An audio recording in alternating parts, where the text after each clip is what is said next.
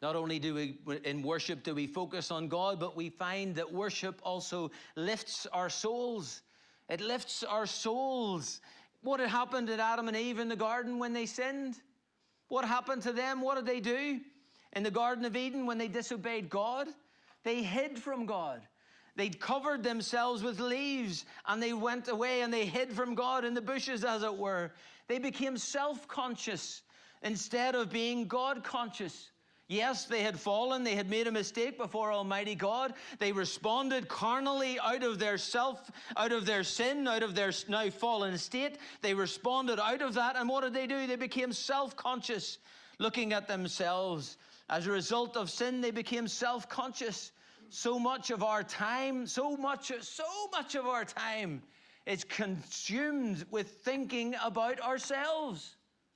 Thinking about ourselves. Our problems, our work, our plans. You must tell I'm mixing with certain people. Our pensions, our income, our health, our dreams, our reputations, our appearance. Oh, we're consumed with it. Thinking about ourselves all of the times. Our minds and our hearts circle around ourselves all day. What we're going through, what we're experiencing, what we're thinking, what we're hearing. It's all from our point of view, from our perspective. We believe that these are the most important things. These are the most valuable things. These are the things worthy of our time. And they sometimes are very legitimate. I don't want to take away from that. But we're so self-obsessed. And it doesn't even have to be appearance. We're self-obsessed. I heard recently about a recent study talking about Generation Z, those who are under 22. And this is not everyone. But Generation Z is one of the unhappiest generations ever to exist. They have greater mental health issues than any generation that came before them. Greater mental health issues. And they put it down and they look at it and they say Generation Z has more therapy and more emotional focus on their lives than any other generation in history. They're focused on themselves. How am I feeling? What's my emotions like? What am I experiencing? All of them are legitimate, but the more you focus on it, guess what happens? It becomes bigger. It becomes worse. It becomes something that's huge in your life.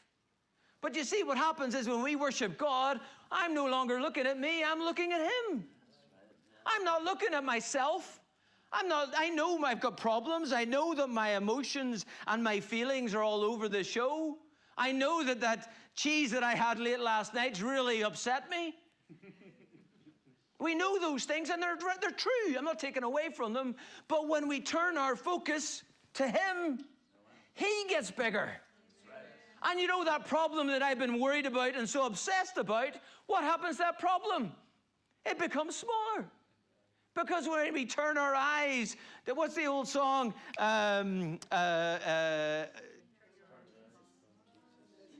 To Jesus, look full in His wonderful face, and the things of earth will grow strangely dim in the light of His glory and grace. Isn't that right? Isn't that what happens? When we change our focus and we look at Him, then the things that we're struggling with, you know what? He is big. He can deal with this. He can actually help me with this because He is a mighty God.